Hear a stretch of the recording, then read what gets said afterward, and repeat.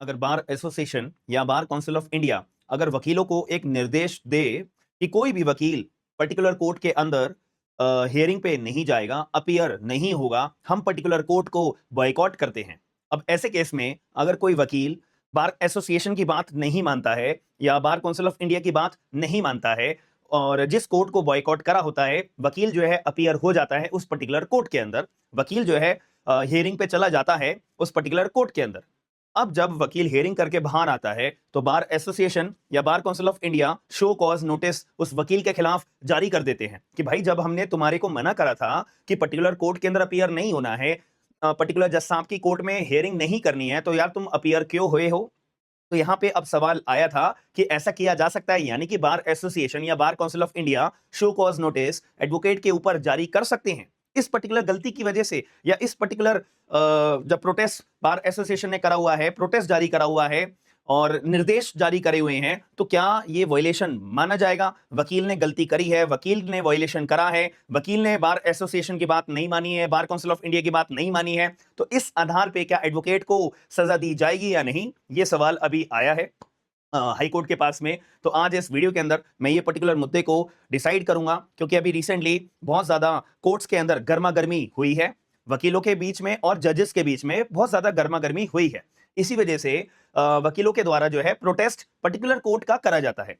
अब इस केस में बार एसोसिएशन ने या बार काउंसिल ऑफ इंडिया ने किसी एक कोर्ट को, पूरे डिस्ट्रिक्ट कोर्ट के अंदर किसी एक कोर्ट के अंदर प्रोटेस्ट जारी कर दिया और निर्देश जारी कर दिया कि भाई हम बॉयकॉट कर रहे हैं। बॉयकॉट का मतलब हमारा कोई भी वकील भाई जो है पर्टिकुलर जज साहब की कोर्ट में नहीं जाएगा। हो गया। अब अगर मान लेते हैं कोई वकील जो है जज साहब की कोर्ट में हियरिंग करने चला जाता है, तो ऐसे केस में बार एसोसिएशन ने या बार काउंसिल ने शो कॉज नोटिस दे दिया उस वकील को। वकील से बोला कि भाई तुमने तो हमारी बात नहीं मानी है, तुमने वायलेशन करा है, तुम्हारे को तो हम सजा देंगे। तो अब हाईकोर्ट ने इस बात को लेके बोला था कि भाई ये कोई भी तरह का सजा देने लायक काम वकील के द्वारा नहीं करा गया है, तो वकील साहब को कोई भी तरह की सजा नहीं मिलेगी। इनफैक्ट बार एसोसिएशन या बार काउंसिल ऑफ इंडिया इसे इस पर्टिकुलर आधार पे कोई भी शो कॉज नोटिस नहीं दे सकता है, क्योंकि हाईकोर्ट का मानना यह है कि एक वकील की सबसे ज्यादा बड़ी ड्यूटी क्या होती है, अपने क्लाइंट को इंसाफ दिलाने की, अपने क्लाइंट के बिहाफ पे अपीयर होने की, एक जस्टिस प्रोवाइड कराने की। अब आपस में वकीलों की जो भी प्रोटेस्ट चल रहा हो, वो सारी बातें नीचे दब जाती हैं एज कंपेयर टू दी वकील की ड्यूटी अपने क्लाइंट के प्रति के। अगर हम कंपैरिजन में करेंगे, भाई आप लोग प्रोटेस्ट कर रहे हो, सभी वकील लोग, ठीक है, लेकिन अगर कोई वकील को लगता है कि भाई मेरे को आपके प्रोटेस्ट में इन्वॉल्व नहीं होना, मेरे लिए तो मेरा क्लाइंट ही सबसे जरूरी है, मेरे लिए तो मेरा को अपने क्लाइंट को इंसाफ दिलाना ही सबसे जरूरी है, तो मैं तो उसे ही पहले इंसाफ दिलाऊंगा और पर्टिकुलर कोर्ट साहब जज साहब के रूम में अपीयर होऊंगा। भले ही पूरे बार एसोसिएशन ने, पूरे बार काउंसिल ने जो है उन पर्टिकुलर जज साहब का प्रोटेस्ट क्यों ना कर रहे हो, बॉयकॉट क्यों ना कर रहे हो, मुझे इन सब चीजों से मतलब नहीं है।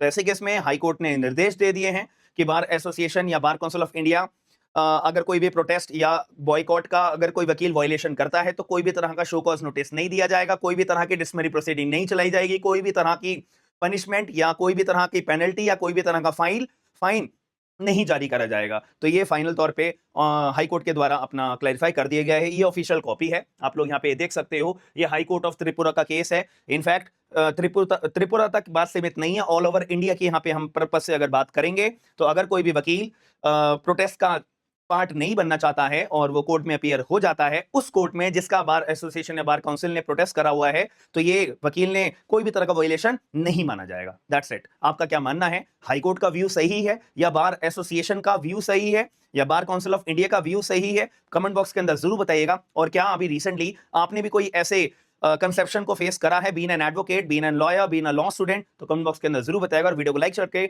लोगों तक शेयर जरूर करिएगा। और आप में से अगर कोई भी एआईबी का 21 एग्जाम देने वाला है, तो याद रखना हमने सभी लोगों के लिए मॉक टेस्ट पेपर्स रिलीज कर दिए गए हैं। हमारी एप्लीकेशन है स्मार्ट एंड लीगल गाइडेंस, और एंड्रॉइड यूजर्स के लिए, आईफोन यूजर्स के लिए, वेबसाइट यूजर्स के लिए हर जगह अवेलेबल है। डिस्क्रिप्शन बॉक्स के अंदर लिंक्स हैं, आप लोग चेकआउट जरूर करिए। और 10 मॉक टेस्ट पेपर्स हमने जारी करे हुए हैं, इनको देने के बाद में आपका एग्जाम एआईबी 21 का बहुत आसान हो जाएगा। और टोटल 1000 क्वेश्चन है, याद रखना, 10-10 एक मॉक टेस्ट पेपर के अंदर 100 क्वेश्चंस हैं, तो टोटल 10 मॉक टेस्ट पेपर्स है, तो 1000 क्वेश्चन बनते हैं। सॉल्व जरूर करिएगा। साथ में अगर कोई भी डेली एपीपी की तैयारी कर रहा है, तो अभी नोटिफिकेशन आउट होने वाली है, हमने अपना बैच स्टार्ट कर दिया है।